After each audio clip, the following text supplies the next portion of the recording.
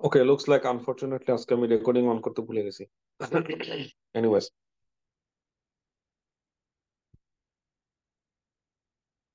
এটা একটু আপনারা মাইন্ডফুল থাকবেন, ঠিক আছে, রেকর্ডিং অন করার ব্যাপারে। একদম প্রথম থেকেই, হ্যাঁ। মানে আহ, যদি প্রথম থেকে না করি তাহলে সাধারণত এটা মিস হয়। আচ্ছা, এনিওয়েজ, যারা ক্লাস মিস করছে তাদেরকে আমি বলে দেবো। আচ্ছা, আমি রেকর্ডিং এর কথা ঢুকাচ্ছি। আমরা ক্লাসের প্রায় মাঝামাঝি পর্যায়ে চলে আসছি। আমরা অনেক কিছু কি কি পড়ছি আসলে আমরা আমরা ক্লাসে আজকে ক্লাস ইনিশিয়ালি আমরা অন্য কথা বলছি, গল্প করছি, পড়ি নাই। ডিসকানেশিয়া এই টেবিলটা পড়ছি, রেস্টেস লেগ সিন্ড্রোম পড়ছি, এই পেজটা পড়ছি, এই পেজটা একটু পড়ছি, বেশি পড়ি নাই। এখন আমরা এই পেজে আছি, ওকে। মনে হয় না খুব বেশি কিছু আসলে মিস করছি, কারণ আজকে আমরা ক্লাসে গল্প বেশি করছি। এরপরও যদি কারো দরকার হয়, যারা যারা আজকে ক্লাসে ছিলেন না এবং রেকর্ডিং নিয়ে যে দেখলেন যে ওকে আমি এটা মিস করলাম, একটা ক্লাস নিজেরা অ্যারেঞ্জ করবেন, ওকে, তখন আমি সেখানে ক্লাস নেব। অলরাইট, আমরা পড়তেছিলাম যেটা, সেটা হলো নর্মাল প্রেশার হাইড্রোসেফালাস। যেটা বলতেছিলাম যে তিনটা জিনিসই একসাথে থাকবে, তিনটা ক্লিনিক্যাল ফান্ডিং একসাথে থাকবে, এরকম কোনো কথা নাই। তারপর আমরা বললাম যে পরে আমরা কি করি, আমরা স্ক্যান করে দেখি ভেন্ট্রিকল বড় হয়ে গেছে। তারপরে এই স্ক্যান আমাদেরকে ব্রেন ইমেজিং আমাদেরকে আরেকটা সিগন্যাল দেয় যে সেখানে কোনো স্পেস অকুপাইড লেশন নাই, কোনো প্যারেনকাইমাল লেশন নাই। এটা আমাদেরকে একটা অপরচুনিটি দেয় লাম্বার পাংচার করার জন্য। তখন আমরা লাম্বার পাংচার করি। লাম্বার পাংচার করে দেখি তার প্রেশারটা ইনক্রিজ না। এই হলো যে ডায়াগনোসিস হয়ে গেল নর্মাল প্রেশার হাইড্রোসেফালাস। একটু খেয়াল করতে হবে, লাম্বার পাংচার করার আগ পর্যন্ত কিন্তু বোঝা যায় না, মানে এস্টাবলিশ করা যায় না এটা নর্মাল প্রেশার হাইড্রোসেফালাস। কিন্তু পরীক্ষায় পরীক্ষায় আপনাকে জিজ্ঞেস করবে একটা কথা, যে what is the most likely diagnosis. পরীক্ষা কিন্তু জিজ্ঞেস করে নাই what is the diagnosis, what is the confirmatory diagnosis. পরীক্ষা আপনাকে জিজ্ঞেস করতেছে what is the most likely diagnosis. এই কথার এই মারপ্যাচ গুলো একটু বুঝতে হবে।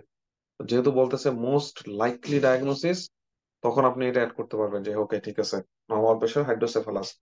তা পরীক্ষাতে হয়তোবা আপনাকে ডায়াগনোসিসের সবগুলো স্টেপ টাচ করবে না, অ্যাটলিস্ট ট্রায়াডটা দেওয়া থাকবে। তা পরীক্ষায় কখনো কখনো কোশ্চেনে ট্রায়াড দেওয়া থাকবে। ট্রায়াড দেওয়া থাকলে আপনি বলবেন যে ঠিক আছে এটা হলো নর্মাল প্রেশার হাইড্রোসেফালাস। কখনো সাথে ইমেজিং দেওয়া থাকবে, তাও বলবেন নর্মাল প্রেশার হাইড্রোসেফালাস। আচ্ছা, যদি না থাকে, যদি একটু সিকে টাইপের কোশ্চেন হয়, যেটা এখন ইদানিং কমন হয়ে গেছে, যে তারপরে কি করবা, তাহলে তারপরে আমি যেটা দেখলাম, তার ক্লিনিক্যাল ট্রায়াড প্রেজেন্ট থাকার পরে আমাকে নেক্সট স্টেপ যেটা করতে হবে, যে নর্মাল প্রেশার হাইড্রোসেফালাসটা আগে বুঝা। তারপরে যদি দেখি ওকে হাইড্রোসেফালাস, তারপরে আমাকে বুঝতে হবে যে এটা কি নর্মাল প্রেশার কিনা। তাহলে হাইড্রোসেফালাস আছে কিনা এটা বোঝার জন্য ব্রেইন ইমেজিং। আর ব্রেন ইমেজিং করার পরে আমি যেটা করব সেটা হলো লাম্বার পাংচার। ভাইয়া নর্মাল, এই যে আপনি কিছু টপিকে ঝাঁপায় পড়েন, কিছু টপিক পড়ান না লাইভ ক্লাসে, এটার কারণ কি আপনাদের কি মনে হয়? হুম? এটা একটা খুব কমন কোশ্চেন। আপনি যদি নাইসলি করতে পারেন, ধরেন আপনার মানে স্পাউস আপনাকে অনেক সময় এই কথা জিজ্ঞেস করবে যে তুমি এরকম কেন। তুমি খুব নাইসলি, আর্গুমেন্টে না, জাস্ট নাইসলি জিজ্ঞেস করবেন তোমার কাছে কি মনে হয়। এটা আপনাকে একটা ব্যাকগ্রাউন্ড দেবে যে মানে আপনি যার সাথে কথা বলতেছেন সে কতটুকু বুঝে। আপনার কাছে কি মনে হয়, এই যে আমি কিছু টপিক পড়াইলাম না লাইভ ক্লাসে, কিছু টপিক টাচ করি কম, কিছু টপিকের উপরে ঝাঁপাই পড়ি, কি মনে হয় কেন করি? এটা সুপার হাই ইয়েল্ড, মনে থাকে যেন এটা, ঠিক আছে, ওকে। এটা সুপার হাই ইয়েল্ড। আর আগে যেটা করতাম, তখন আগের কারণ কি ছিল? আগের কারণ হলো এটা আমি ভালো করতাম, তখন আমার নিজেরে জাহির করাটা অনেক ইম্পর্টেন্ট ছিল। ওই যে বললাম না, মানুষের জীবনের ভ্যালু চেঞ্জ হয়, মানুষের জীবনে ভ্যালু পরিবর্তন হয়। একটা সময় না আপনার ফেসবুকে পোস্ট করাটা, কোথাও ঘুরতে গেছেন শেয়ার দেওয়াটা, এগুলো শেয়ার করাটা একেবারে মানে মিনিংলেস মনে হবে। Trust me. আমি কিন্তু জাজ করতেছি না, কিন্তু এটা এটা জাস্ট ফেজ, এটা লাইফের ফেজ। লাইফের বিভিন্ন ফেজের মধ্যে দিয়ে যাবেন। তো if you are interested to learn যে ফিউচার এটা কিরকম মনে হবে, কিরকম ফিল হবে, একটু আপনারা বলতে পারি যে ফিউচার এটা আপনার কাছে একদম মিনিংলেস মনে হবে। এখন ভাই ফিউচারটা কখন? Well, it's big question. যে এই এভরিথিং, এভরি টাইনি ডিটেলস এগুলো শেয়ার করা, এই একটু কফি খাইছে, কফির কাপ সহ, এগেন ভাই এগুলো আমি জাজ করতেছি না, এগেন সময় নষ্ট at the same time, right? কখন আপনার কাছে জীবনে এটা সময় নষ্ট মনে হবে, ইট ডিপেন্ডস। এরকম মানুষ আছে যার বয়স 40 হয়ে গেছে, তার কাছে এটা সময় নষ্ট মনে হয় না। এরকম মানুষ আছে 25 বছর বয়স, ওর কাছে এটা সময় নষ্ট মনে হয়। ঠিক আছে? So it really really depends, এটা অনেক অনেক কিছুর উপর ডিপেন্ড ডিপেন্ড করে। মোস্ট অফ আস, একটা কথা বলতে পারি, most of us, majority of us, যদি সত্যি আমরা মানে সাকসেসফুল হই যেটা আমরা পার্সু করতে চাচ্ছি, যদি সেই দিকে আমরা সত্যি মানে ডেডিকেটেড হই, মনোযোগ দেই, ভেরি সোন, খুব অল্প সময়, অল্প কিছুদিন পরেই এই কাজগুলো মিনিংলেস মনে হবে। অনেক কিছু মিনিংলেস মনে হবে আপনার কাছে। এটা বলার কারণ কি, জাজ করা, যারা শেয়ার করে তাদেরকে নিয়ে জাজ করা না, just in case you are interested to learn যে ফিউচারে লাইফটা কিরকম ফিল করে।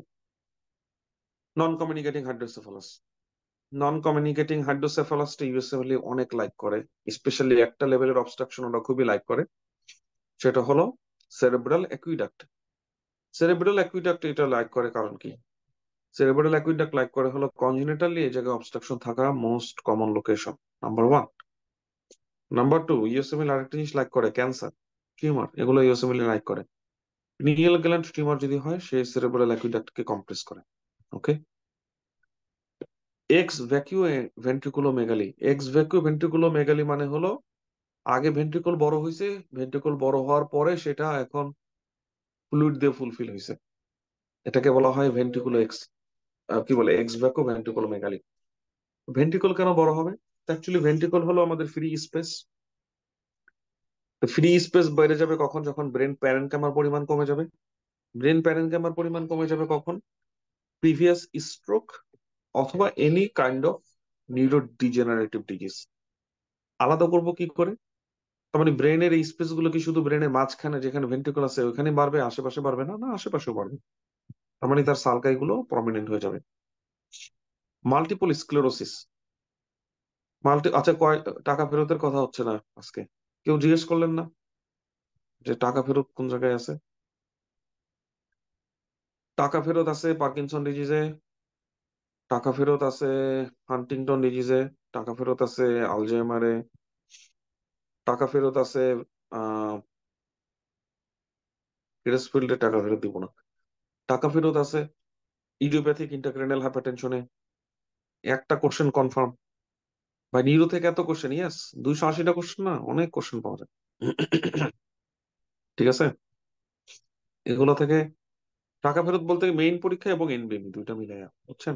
অল্টারনেটিভলি আসে, দেখা গেছে যদি নর্মাল প্রেশার হাইড্রোসেফালাস আসে তাহলে আপনার ইডিওপ্যাথিক ইন্টারক্রেনিয়াল হাইপারটেনশন আসবে না, এরকম এভাবে আসবে আর কি, বুঝছেন?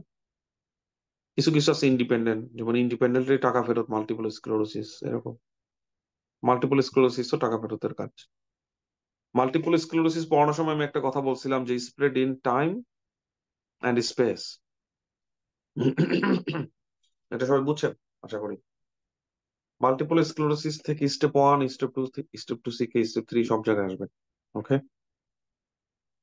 মাল্টিপল স্ক্লেরোসিস এর একটা নিউ ইনভেস্টিগেশন হলো, সেটা হলো লো ভাইটামিন ডি লেভেল। সামহাও এটা রিলেটমেন্ট পাওয়া গেছে। লাগা ভাইটামিন ডি লেভেল। ঠিক আছে। আচ্ছা, আমি আমি আমি আমার কোনো আপত্তি নাই, অ্যাজ লং অ্যাজ এটা কিটো ডায়েটের সাথে রিলেটেড না। আমার কোনো আপত্তি নাই, ভাইটামিন ডি খাও বেশি বেশি। ভাইটামিন ডি এটা একটা কমন ডেফিসিয়েন্সি, স্পেশালি ইউএসএ তে যখন লং নাইট থাকে, ডে লাইট এক্সপোজার কমে যায়। মাল্টিপল স্ক্লেরোসিস, ইয়ারা অনেক প্রমাণ করতে চাইছে যে পর্দা করলে, ইসলামে যে পর্দার বিধান, এটা ভাইটামিন ডি ডেফিসিয়েন্সির একটা কারণ। অনেক রিসার্চ চলতেছে তাদের ওই এলাকায়, কিন্তু রিসার্চ করবে কারা? ঠিক আছে, এই জন্য এখনো আর কি এস্টাবলিশড হয় নাই। এনিওয়েজ থিওরি লেভেলে আছে, বা লেভেলটা মানে এভিডেন্সটা কোন লেভেলের এটা বুঝতে হবে। কোন একটা কথা বললে এটা লেভেল হয়ে যায় না। ওই যে আমি বলছিলাম না যে আপনাকে ধরেন আপনার আম্মু এই কথা বললো যে আরে আমি নিজে চোখে দেখছি অমুক ডাক্তারের কাছে এটা খাইয়া ব্রেন টিউমার ভালো করে ফেলছে, ওই জায়গায় এটা করে এটা ভালো হয়েছে, ওইটা হয়েছে, স্যান হয়েছে, ত্যান হয়েছে, এই র্যান্ডম ফাইন্ডিং গুলো তো আর্গু করা যায় না, তাই না? But those are finding. নিজের চোখে দেখছি ভাই, এটা কেমনে অস্বীকার করুন? I know. আমরা সবাই এরকম সিচুয়েশনে পড়ি, তাই না? এই জন্য মেডিকেলের লেভেল অফ এভিডেন্স বলতে একটা কথা আছে, এটা একটু গুগল করে পড়বো, এটা আমাদের ইউএসএমএল এর এখনকার টপিক না, যে what is the level of evidence. এই যে অমুক রে তমুক খাওয়ায়া ভালো করে ফেলছে, হিমালয়ান সল্ট খাওয়ায় এটা ভালো করে ফেলছে, ওইটাতে কিটো খাওয়ায় ওইটা ভালো করে ফেলছে, অমুক রে ও অমুক খাওয়ায় এটা খাওয়ায় ভালো করে ফেলছে। ইভিডেন্স, ইভিডেন্স আছে, এক্সাম্পল আছে, রিয়েল লাইফ এক্সাম্পল আছে, নিজের চোখে দেখা। আরে ভাই আমার নিজের, আমি নিজে নিজে সাক্ষী, আমি নিজেই তো রুগী। পুরা এভিডেন্স আপনার সাথে কথা বলতেছে। আমরা সাধারণত কথার পরে কি করি, এভিডেন্স যুক্ত করি। আর এখন দেখা যাচ্ছে এভিডেন্স নিজেই আমার সামনে দাঁড়ানো, ভেরি হার্ড, রাইট? তখন মানে ওই যে দেখেন মানে আপনি বুঝতেছেন যে this this is something is not right, কিন্তু আপনার কাছে সাফিসিয়েন্ট ব্যাকগ্রাউন্ড নাই আর্গু করার।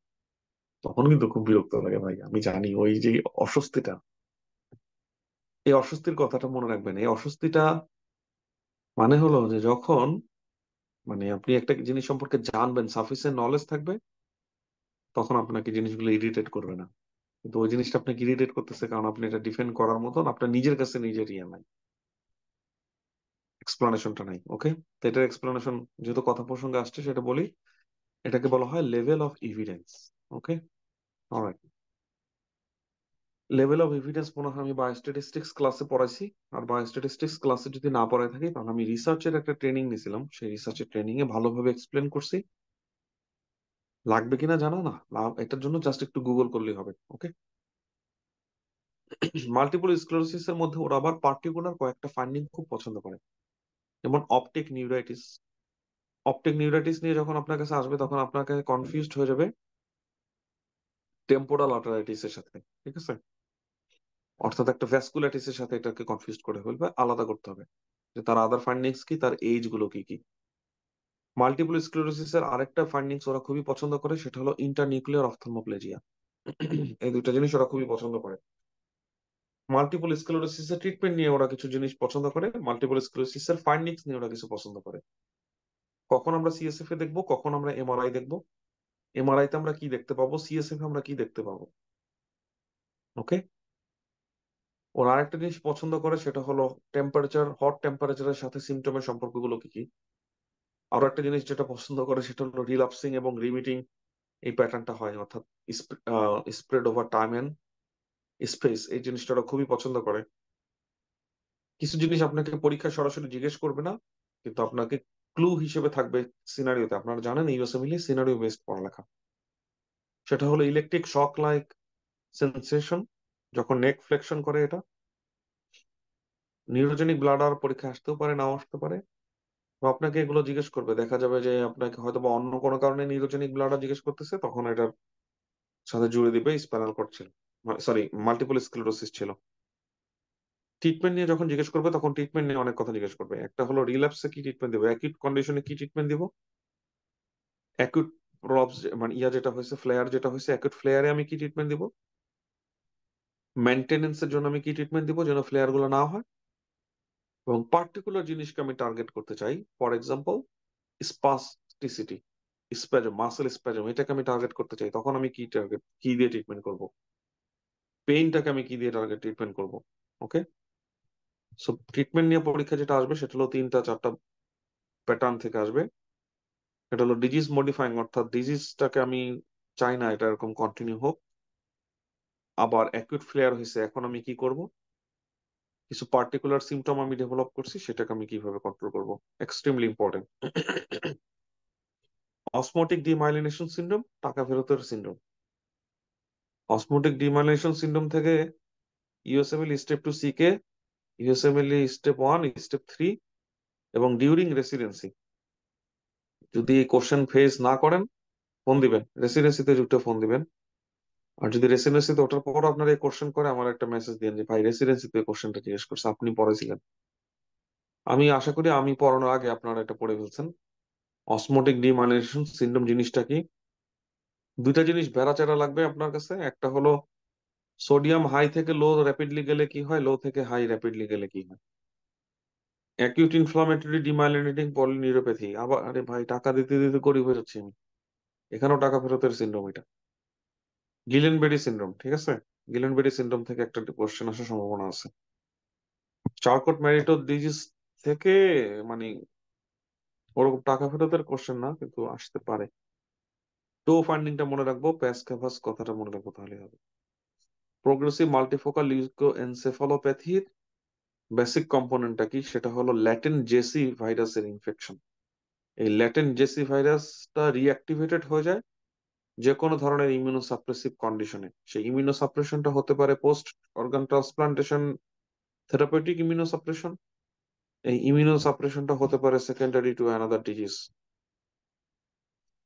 নিউরোকিউটেনিয়াস ডিসঅর্ডারের মধ্যে সবচেয়ে সবগুলো ইম্পর্টেন্ট ভাই, এটা বলাটা খুব টাফ। স্টার্জ ওয়েবার সিনড্রোম, এগুলো পারার একটা সহজ বুদ্ধি হলো অনেকবার পড়া, অনেকবার পড়লে পারা যায়। জিনের নাম আসবে, পার্টিকুলার টিউমার গুলো কি কি সেটা আসবে। টিউবারাস স্ক্লেরোসিস জিনের নাম আসবে, পার্টিকুলার টিউমার গুলো কি কি সেটা আসবে। Neurofibromatosis type 1, neurofibromatosis type 2, von Hippel Lindau disease, সবগুলোই পরীক্ষা আসবে। Adult primary brain tumor, brain টিউমারের জন্য মনে হয় আলাদা একটা ফোল্ডার দেওয়ার কথা, আপনাদেরকে দিছি কিনা, না দিয়ে থাকলে জানান।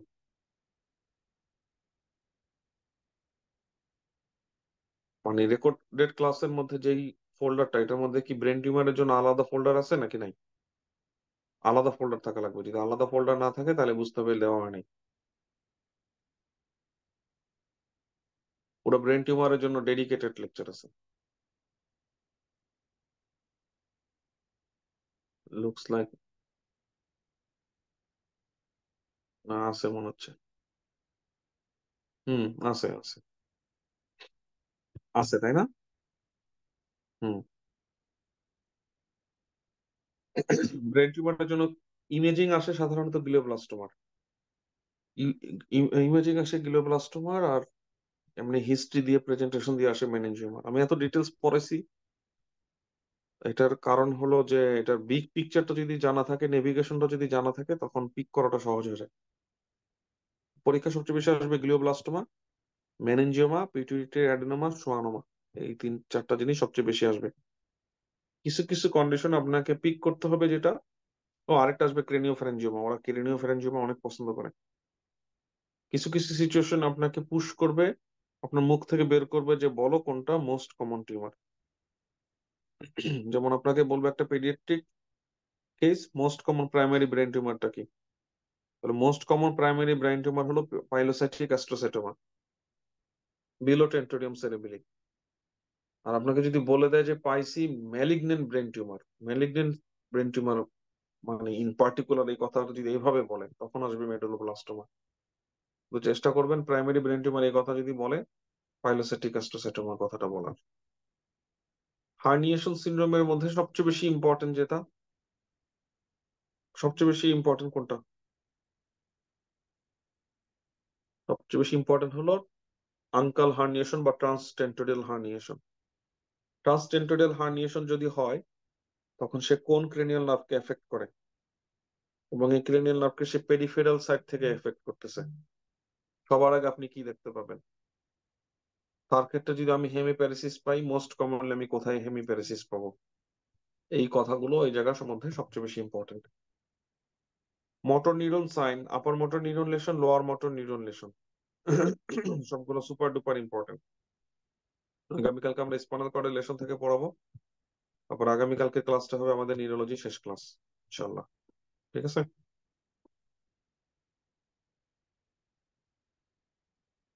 আগামী ক্লাস হবে আমাদের নিউরোলজির শেষ ক্লাস, এবং আগামী ক্লাস হবে আমাদের এই মাসের শেষ ক্লাস।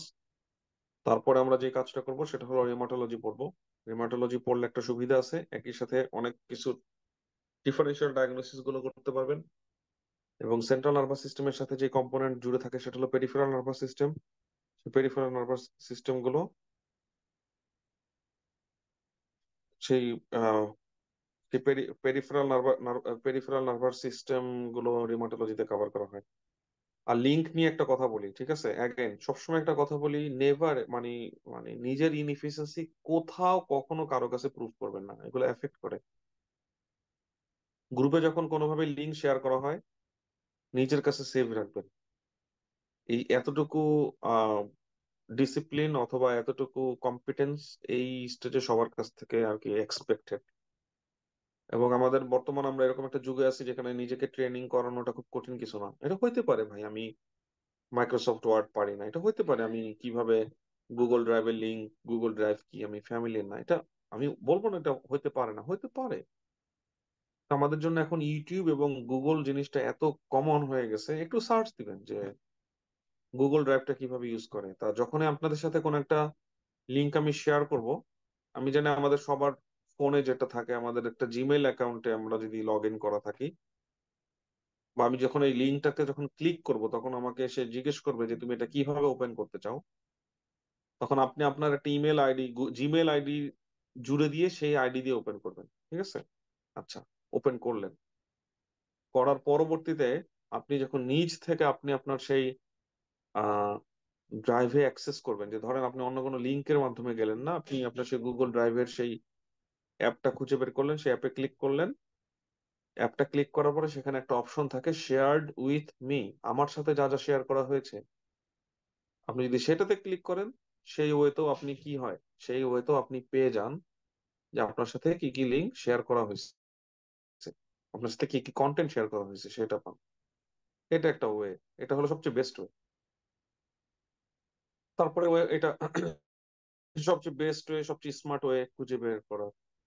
তার পরবর্তী নেক্সট স্মার্ট ওয়ে খুঁজে বের করার, আপনার সাথে অনেক স্টুডেন্টের সাথে আমি ডিরেক্টলি শেয়ার করি, যারা একটু দেরিতে এনরোল হয় সরাসরি হোয়াটসঅ্যাপে পাঠিয়ে দিই। চলে যাবেন আপনার আমার যেখানে চ্যাটিং হয়েছে সেইখানে, চলে যাওয়ার পর আপনি আমার ওই ইয়াটাতে ক্লিক করবেন, দেখবেন আমি আপনার সাথে কি কি লিঙ্ক শেয়ার করছি, হোয়াটসঅ্যাপের মধ্যেই আছে। অথবা আপনি কোন একটা গ্রুপে আছেন, গ্রুপে হয়তো বা লিঙ্কটা আগে শেয়ার করা হয়েছে, সামহাও আপনি ক্যাচ করতে পারেন নাই, চলে যাবেন হোয়াটসঅ্যাপ গ্রুপে, দেখবেন শেয়ার্ড মিডিয়া ফাইল এইসব আছে। চলে যাবেন সেই গ্রুপে শেয়ার লিংক এবং মিডিয়া, তাহলে শেয়ার লিংকে চলে যাবেন, পেয়ে যাবেন লিংক যে গ্রুপে কি কি লিংক শেয়ার করা হয়েছে, পেয়ে গেলেন। সিম্পল। কেন আমার আবার চাইতে হবে আরেকজন আমাকে এটা খুঁজে দিবে, রাইট? ইনএফিসিয়েন্সি প্রকাশ পায়। এর চেয়ে বড় কথা, এটা একটা হ্যাবিট হয়ে যাবে আপনার পরবর্তীতে, মানে প্রোঅ্যাক্টিভ না হওয়ার। 3 নাম্বার, মাইন্ড করবেন না ভাই প্লিজ, এখানে আমরা সবাই শিখতে আসছি, ওকে? ছোট্ট ফিডব্যাক এগুলোতে মাইন্ড করা যাবে না, পার্সোনালি নেবেন না, অফেন্ডেড ফিল করবেন না, মাইন্ড করবেন না, ওকে? শিখার জন্য আসছি আমরা এখানে সবাই।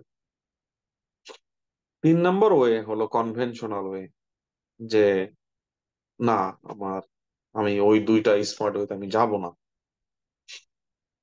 তাহলে কোনো একটা জায়গায় আপনি এই লিঙ্ক গুলো শেয়ার সেভ রাখেন, যখন আপনাকে সাথে কোনো লিঙ্ক দেওয়া হয়, আপনি গুগল ডকে একটা পেজ ওপেন করেন, পেজ ওপেন করে আপনি সেখানে বলেন যে ইম্পর্টেন্ট লিঙ্কস, নাম লিখে রাখেন, এরপরে নামের নিচে নিচে ওই লিঙ্ক গুলো বসায় রাখেন, এটা এটার লিঙ্ক, এটা এটার লিঙ্ক।